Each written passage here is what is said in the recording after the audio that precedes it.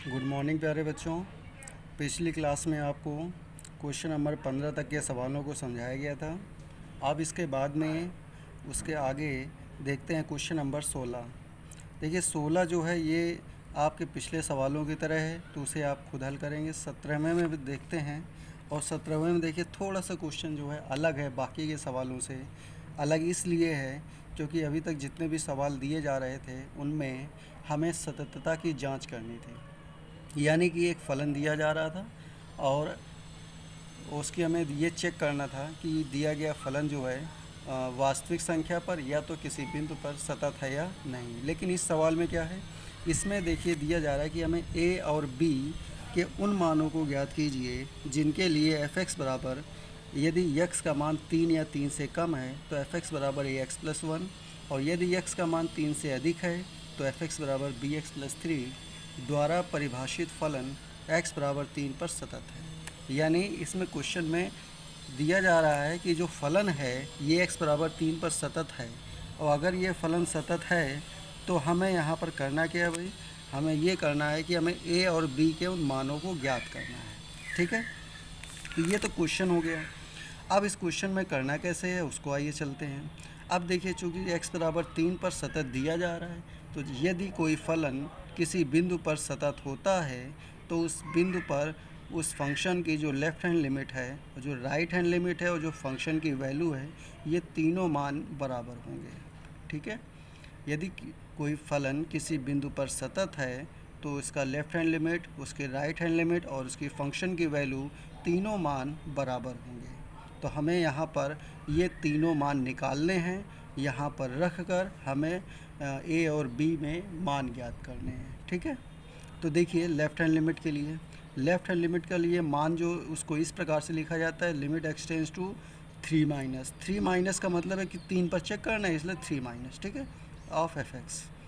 अब यहाँ पर एक्स टेंस टू 3 माइनस का मतलब हुआ कि यक्स का मान 3 से कम है। माइनस मतलब उसमें कुछ ना कुछ घटाया गया होगा, और जब किसी संख्या में कुछ घटाया जाता है तो कुछ ना कुछ वैल्यू कम हो जाती है, इसीलिए एक्स टेंस टू 3 माइनस का मतलब क्या हो गया, 3 से कम।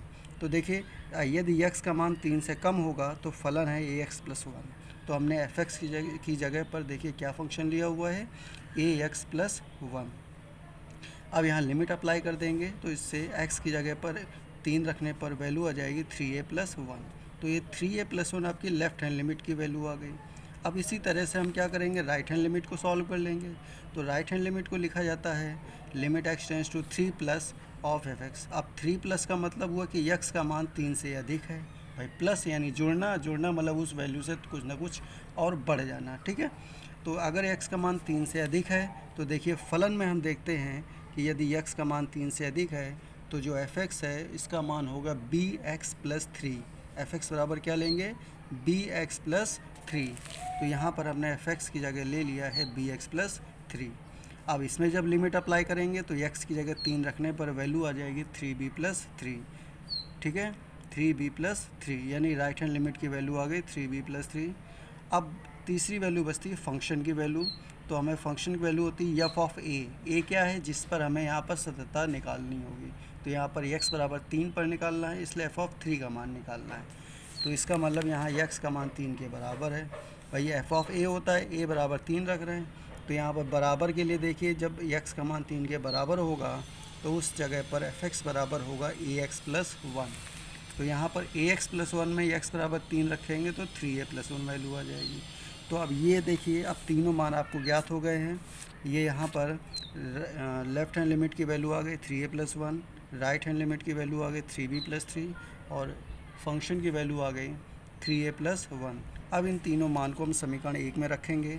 तो समीकरण 1 में जब मान रखेंगे तो देखिए ये दोनों मान तो एक ही जैसे हैं, तो इसलिए दो बार नहीं लिखना है, यहाँ पर दो बार हम उसको नहीं लिख रहे हैं, केवल हमने लिख दिया लेफ़्ट हैंड लिमिट बराबर ये राइट हैंड लिमिट। अब इसको हल कर लेंगे तो 1 को उधर ले गए तो 3 से माइनस हो गया तो 2 आ गया। तो 3a इजगल टू आ गया 3b प्लस 2। तो यहाँ से a की इजगल टू क्या लिखेंगे, a इजगल टू लिखा जाएगा 3 से डिवाइड कर देंगे तो b प्लस 2/3। तो ये आपका आ जाएगा। चूँकि देखिए इसमें एक ही समीकरण हमें ज्ञात हुआ है, यहाँ पर हमें सिर्फ एक ही समीकरण ज्ञात हुआ है, और एक समीकरण से दो अननोन वेरिएबल्स नहीं फाइंड किए जा सकते हैं। तो उसमें हम केवल उन दोनों के मध्य एक संबंध ज्ञात कर सकते हैं, और वो संबंध यहाँ पर ज्ञात हो गया है a बराबर b+2/3। तो ये आपका सोल्यूशन आ जाएगा। और इस तरह से आपको इस तरह के जितने भी सवाल होंगे जिसमें किसी न किसी ऐसे अननोन वेरिएबल्स की वैल्यू निकालनी होगी, तो ऐसे ही आपको हल करना है। यानी जिस बिंदु पर फलन सतत होगा तो उस बिंदु हम left hand limit, right hand limit और फंक्शन ऑफ लिमिट को बराबर करके उसकी हम वैल्यू निकाल लेंगे। ठीक है, अब चलिए आगे बढ़ते हैं। आगे देखिए क्या है 19वें नंबर सवाल में 18 हमने फिर से छोड़ दिया है। वो सिर्फ इसीलिए इन क्वेश्चंस को छोड़ रहे हैं ताकि हम ये मान के चल रहे हैं कि वो क्वेश्चन जो हैं आप लोग लगा लेंगे, और लगा इसलिए लेंगे क्योंकि वो क्वेश्चन जिस टाइप के हम बता चुके हैं उन्हीं से बिल्कुल मैच करते हैं। इसलिए अगर फिर भी आप नहीं लगा पाते हैं तो आप व्हाट्सएप पर हमको बताइए और उसके सॉल्यूशन जो हैं आपको प्रोवाइड कराए जाएंगे और उसको समझाया भी जाएगा। ठीक है, आइए क्वेश्चन नंबर 19 के लिए। इसमें देखिए क्वेश्चन है, दर्शाइए कि gx बराबर। पहले तो क्वेश्चन को देखिए ध्यान से समझिए क्या है। क्वेश्चन में दिया है दर्शाइए कि gx बराबर x माइनस, और ये देखिए बड़े ब्रैकेट में x लिखा है, इसको बोलते हैं ग्रेटेस्ट इंटीजर ऑफ x, मतलब महत्तम पूर्णांक फलन। ठीक है, द्वारा परिभाषित फलन समस्त पूर्णांक बिंदुओं पर असतत है। ये असतत कहाँ पर है? समस्त पूर्णांक बिंदुओं पर। पूर्णांक क्या होते हैं? जैसे 1 2 3 4, ये 0 माइनस में, ये सब क्या होते हैं? पूर्णांक होते हैं, इन पर असतत है। यहाँ पर दिया जा रहा है कि जो ये x के जो बड़े ब्रैकेट के अंदर ये जो वैल्यू लिखी है ये उस महत्तम पूर्णांक को निरूपित करता है जो x के बराबर है या x से कम है। ठीक है, क्योंकि यही इसकी परिभाषा भी होती है जो ये लाइन में लिखी है। क्योंकि देखिए इसको हम अलग से थोड़ा सा समझा दें, ये जो ग्रेटेस्ट इंटीजर ऑफ x होता है, जैसे f(x) बराबर ये लिखा हुआ है, तो अगर आपको यहाँ पर f(x) बराबर 1.7 की वैल्यू निकालनी है तो इसको 1.7 लिखा जाएगा। तो यहाँ पर जो इसका महत्तम पूर्णांक होगा उस मान को लेंगे, तो महत्तम पूर्णांक यहाँ से सिर्फ 1 होगा। चाहे 1.1 हो, इसके जब ये ब्रैकेट हटेगा तब भी 1 आएगा, चाहे 1.9 हो, जब ब्रैकेट हटेगा तब भी 1 आएगा, क्योंकि हमें इसका केवल जो भी यहाँ पर महत्तम पूर्णांक जो मैक्सिमम यहाँ इंटीजर उपस्थित है केवल उसको लिया जाता है।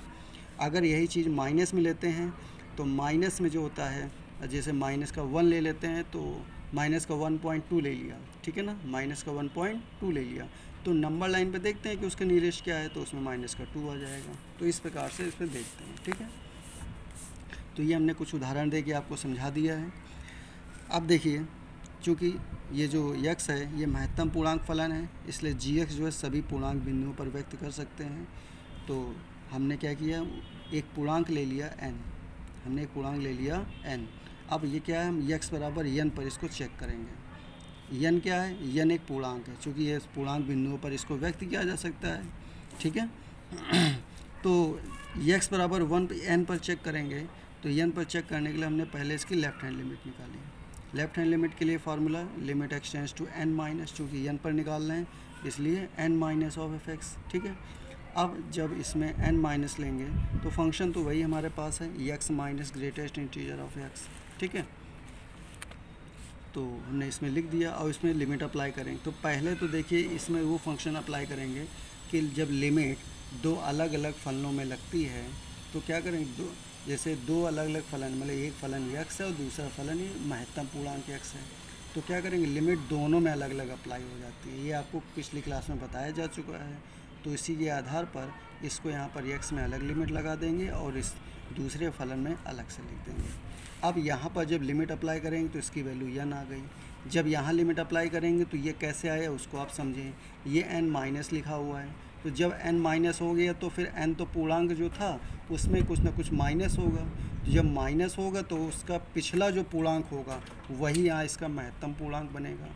भाई जैसे नंबर लाइन हमने ले लिया, जैसे 0 है, इधर देखिए -1 है, इधर -2 है।